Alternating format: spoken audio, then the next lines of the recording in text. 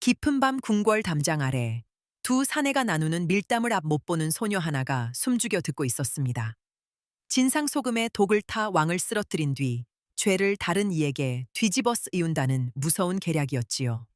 눈이 보이지 않는 소녀는 오직 냄새와 소리만으로 이 거대한 음모를 어찌 막으려 했을까요? 그리고 소녀의 코는 정말 사람의 목숨을 살릴 수 있었을까요? 이야기가 계속되도록 구독과 좋아요로 힘을 실어주세요. 지금부터 눈먼 소금 장수 딸의 이야기를 들려드립니다. 바닷가 작은 포구 마을이었습니다. 짠 바람이 종일 불어오고 소금을 굽는 연기가 마르지 않는 그곳에 다연이라는 소녀가 살고 있었지요. 나이는 16이었습니다. 다연은 3살 무렵 심한 열병을 앓고 두 눈에 빛을 잃었습니다. 그날 이후로 다연에게 세상은 어둠이었지요. 허나 어둠이 전부는 아니었습니다. 눈이 다치던 그날부터 다연의 코가 대신 열렸으니까요. 아버지 강수는 대대로 소금을 굽고 파는 사람이었습니다. 어미는 다연이 5살 되던 해병으로 세상을 떠났고 그 뒤로는 아비와 딸 단둘이었지요. 넉넉한 것이라곤 없었습니다. 배운 것이라곤 더더욱 없었지요. 허나 다연에게는 한 가지 남다른 것이 있었으니 바로 냄새를 읽는 재주였습니다. 다연은 소금 한 줌을 코에 대면 그 소금이 어느 갯벌에서 왔는지 알았습니다. 봄에 구운 것인지 가을에 구운 것인지도 알았지요. 심지어 어느 감에서 누가 구웠는지까지 맞추었으니 처음 보는 이라면 헛소리라 비웃었을 것이었습니다. 허나 이상한 것이 있었습니다. 다연이 맞다 하면 언제나 맞았다는 것이었지요. 아버님, 오늘 소금은 간이 살짝 세요. 어제보다 바닷물을 조금 더 넣으셨지요. 강수가 껄껄 웃었습니다. 아이고, 우리 다연이 코를 어찌 당하겠느냐. 다연은 아무 말 없이 웃기만 하였지요. 그것이 다연의 하루였습니다. 소금 냄새를 맡고 아비를 돕고 어둠 속에서 세상을 코로 더듬는 것. 별다른 꿈도 별다른 바람도 없었습니다. 그저 아비 곁에 있는 그 순간만큼은 다연에게 넉넉하였지요. 그 무렵 강수의 소금이 한양까지 이름을 얻고 있었습니다. 맛이 맑고 뒤끝이 깨끗하다 하여 마침내 궁으로 올라가는 진상 소금으로 뽑힌 것이었지요. 마을에 경사가 났습니다.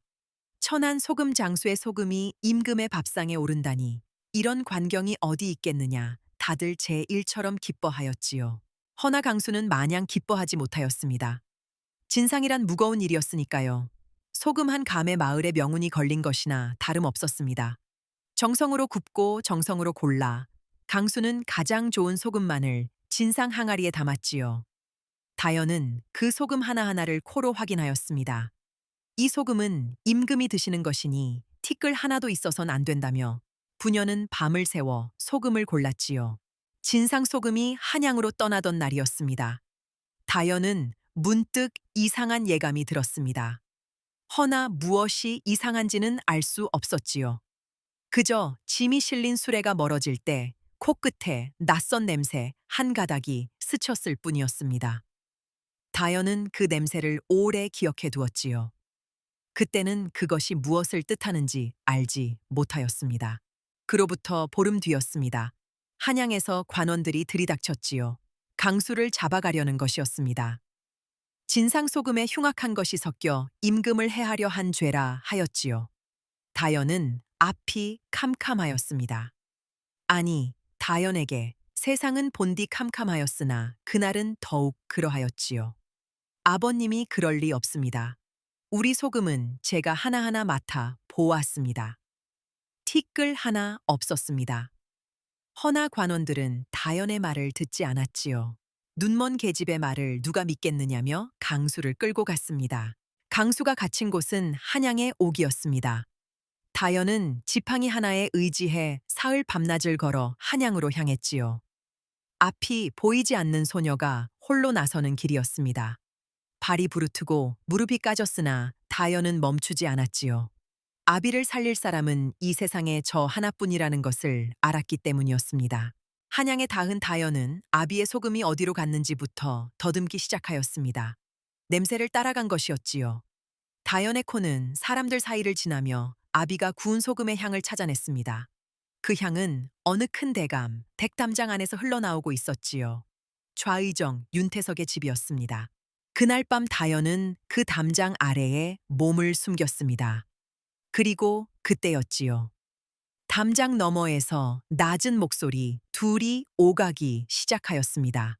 다연은 숨을 죽였지요. 세상이 어둠뿐인 다연에게 귀와 코는 두 개의 눈이었으니 어둠 속에서 다연의 두 눈이 활짝 열리는 순간이었습니다. 소금은 이미 궁에 들어갔느냐? 예, 대감. 진상 항아리에 그것을 섞어 두었으니 임금이 그 소금으로 간한 수라를 들면 사흘 안에 쓰러질 것이옵니다. 좋다. 임금이 쓰러지면 죄는 그 소금 장수에게 돌아갈 것이야. 천한 것이 임금을 해하려 했다 하면 누가 의심하겠느냐. 그 아비를 국문하여 죄를 씌우고 그 틈에 나는 어린 세자를 손에 넣으면 된다. 낮은 웃음소리가 담장을 넘어왔지요. 다연은 그 자리에 굳어버렸습니다. 아비가 갇힌 까닭이 그제야 풀렸지요. 아비는 죄를 지은 것이 아니었습니다. 처음부터 죄를 뒤집었을 자로 골라진 것이었지요. 소금이 맑고 깨끗해 진상으로 뽑힌 것이 아니었습니다. 천하고 힘없어 버리기 좋은 자라 뽑힌 것이었지요. 그리고 다연은 한 가지를 더 알아챘습니다. 담장 너머에서 흘러나오는 그 냄새, 낯설고 비릿하며 쇠붙이 같은 그 냄새. 진상 소금이 떠나던 날 코끝을 스쳤던 바로 그 냄새였지요. 다연의 코끝이 떨렸습니다. 그것이 바로 사람을 해하는 독의 냄새였던 것이었습니다. 다연은 밤새 궁리하였습니다. 아비의 무죄를 증명할 길은 하나뿐이었지요. 임금이 그 소금을 들기 전에 그 소금에 독이 들었음을 세상 앞에 드러내는 것이었습니다. 허나 그것이 어디 쉬운 일이겠습니까? 눈먼 소녀가 어찌 궁에 들며 어찌 임금의 밥상 앞에 선단 말입니까? 게다가 다연에게는 증좌가 없었습니다. 담장 너머에서 들은 말은 다연의 귀에만 남았을 뿐이지요. 눈으로 본 것도 없고 손에 쥔 것도 없었습니다. 다연이 가진 것이라곤 오직 코 하나뿐이었지요. 냄새는 붙잡을 수도 남에게 보일 수도 없는 것이었습니다. 허나 다연은 포기하지 않았습니다. 냄새를 보일 수 없다면 그 냄새가 스스로 말하게 하면 될 일이었지요. 다연은 곰곰이 생각을 정리하였습니다. 하나, 독이 든 소금은 좌의정이 진상 항아리에 몰래 섞어 두었다. 둘, 그 독의 냄새를 아는 사람은 세상에 나 하나뿐이다. 셋, 그러니 그 냄새가 나는 소금을 임금 앞에서 골라낼 수 있는 것도 나 하나뿐이다. 다연은 결심하였습니다. 궁으로 들어가 임금의 수라를 살피는 자리에 서기로 한 것이었지요. 허나 그 길이 막막하였습니다. 그때 다연을 도운 이가 있었으니 궁에 늙은 수라간 나인 하나였습니다. 소녀가 옥 앞에서 울며 아비의 소금 이야기를 하는 것을 우연히 들은 것이었지요. 나인이 조용히 다연에게 다가와 물었습니다. 네가 정말 냄새로 소금을 가려낼 수 있느냐? 다연이 답하였지요. 예. 눈은 속아도 코는 속지 않사옵니다. 나인은 한동안 말이 없었습니다. 실은 그 나인도 수라간에서 이상한 낌새를 느끼고 있었던 것이었지요. 요사이 진상 소금에서 나던 낯선 냄새, 임금의 안색이 날로 어두워지던 일. 나인은 마침내 입을 열었습니다. 사흘 뒤 임금께서 큰 잔치를 여신다. 그 술에 진상 소금이 오를 것이야. 내 너를 수라간 어린 나인으로 드리겠다. 허나 한 번 틀리면 너도 나도 목이 달아난다. 할 수 있겠느냐. 다연이 고개를 끄덕였습니다. 코끝이 떨렸으나 손은 떨리지 않았지요. 수라간의 소녀. 사흘 동안 다연은 수라간에 숨어 냄새를 익혔습니다. 온갖 소금 항아리 사이를 지나며 하나하나 코에 담았지요. 첫째 날에는 항아리 10개 중 7개를 가려냈습니다. 둘째 날에는 9개였지요. 그리고 잔치 전날 다연은 눈을 감고도 항아리 20개의 소금을 모두 맞추었습니다. 어느 것이 아비의 소금이고 어느 것이 아닌지, 그리고 그중 어느 것에 그 비릿한 쇠붙이 냄새가 숨어 있는지를 말이지요. 허나 다연을 지켜보는 눈이 있었습니다. 좌의정 윤태석의 사람이 수라간에도 심어져 있었던 것이었지요. 눈먼 계집이 소금 항아리를 자꾸 맞고 다닌다는 말이 좌의정의 귀에 들어갔습니다. 좌의정은 코웃음을 쳤지요. 앞도 못 보는 것이 무엇을 하겠느냐. 그저 밥이나 축내는 계집이겠지. 그 방심이 좌의정의 가장 큰 허점이었습니다. 세상이 약점이라 부른 것을 그는 끝까지 약점으로만 본 것이었지요. 잔치 전날 밤 좌의정의 사람이 다연을 찾아왔습니다. 굵고 낮은 목소리였지요. 너는 눈이 멀었으니 험한 꼴 당하기 전에 이 궁을 나가는 것이 좋을 게다. 다연은 그 목소리에서 낯익은 냄새를 맡았습니다. 담장 너머에서 나던 그 쇠붙이 냄새가 이 사내의 옷깃에 배어 있었던 것이었지요. 다연의 코끝이 떨렸습니다. 독을 다룬 손이 바로 이 사내였던 것이었습니다. 다연은 그 냄새를 마음에 깊이 새겨두었지요. 드디어 잔치날이 밝았습니다. 넓은 대전에 상이 차려지고 임금이 자리에 올랐지요.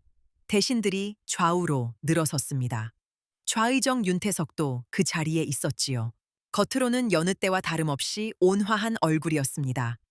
허나 그 눈은 임금이 언제 소금 간한 수라를 드는지만 살피고 있었지요. 수라가 올랐습니다. 늙은 나인 곁에서 다연은 조용히 상 앞으로 나아갔지요. 상궁이 눈먼 계집이 무엄하다며 소리쳤으나 다연은 이미 왕의 밥상 앞으로 손을 뻗고 있었습니다. 앞이 보이지 않는 그 아이가 코끝을 대자마자 소금 그릇을 향해 외쳤지요. 전하, 이 소금에는 사람을 죽이는 독이 들었나이다.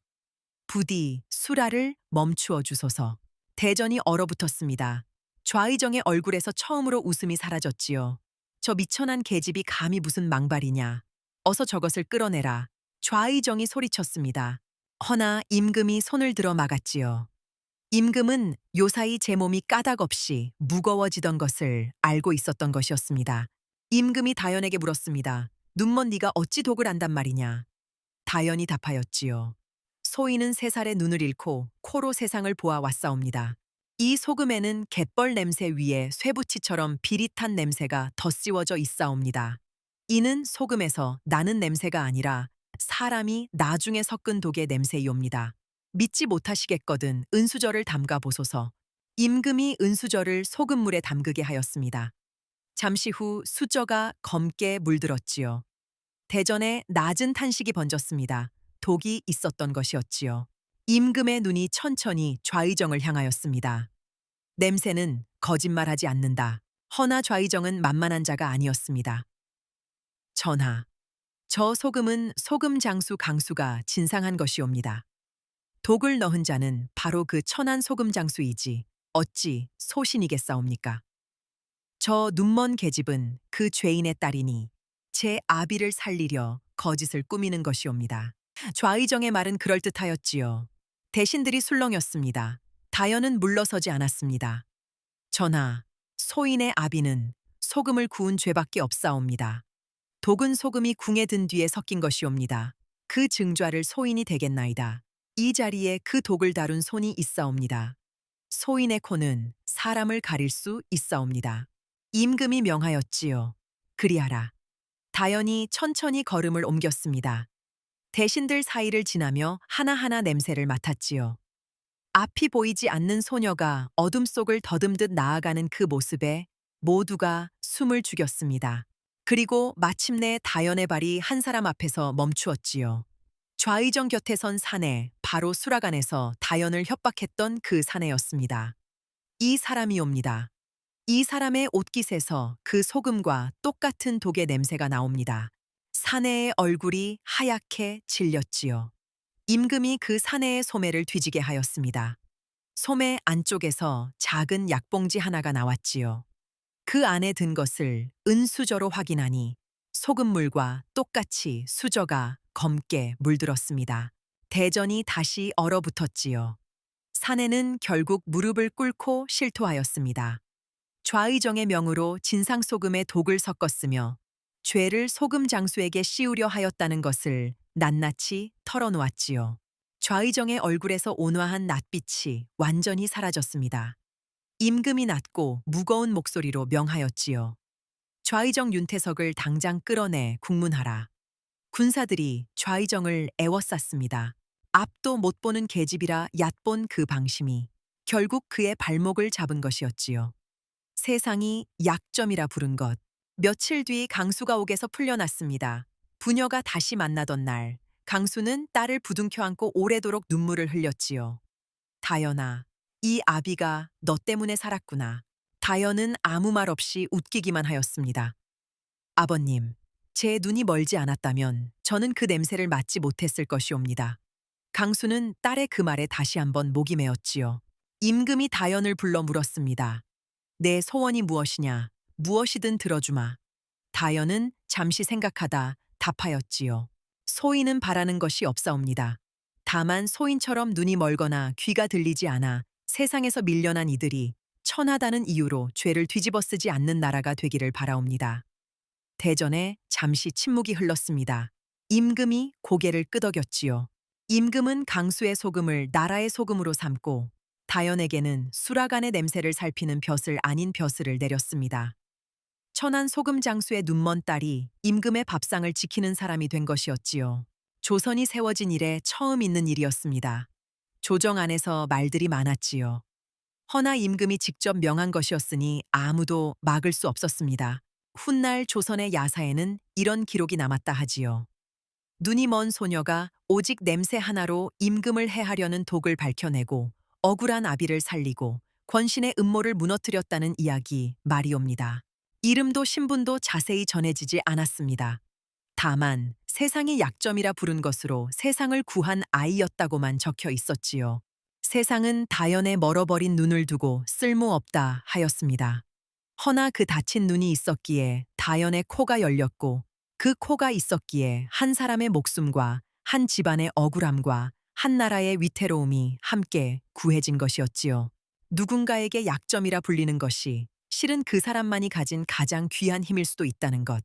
그것이 이 이야기가 우리에게 남기는 뜻이옵니다. 다연은 그날도 소금 한 줌을 코에 대었습니다. 짠 바람이 불어오고 어둠 속에서 세상이 냄새로 열렸지요. 코끝이 떨렸습니다. 그리고 다연은 조용히 미소 지었습니다. 이 이야기는 여기서 마칩니다. 이야기가 마음에 닿으셨나요? 구독과 좋아요는 채널을 이어가는 큰 힘이 됩니다. 지금 이 순간 어디서 이 이야기를 듣고 계신지 댓글로 남겨주세요. 여러분의 오늘 하루에도 작은 기적 같은 순간이 함께하기를 바랍니다. 지금까지 들어주셔서 진심으로 감사드립니다.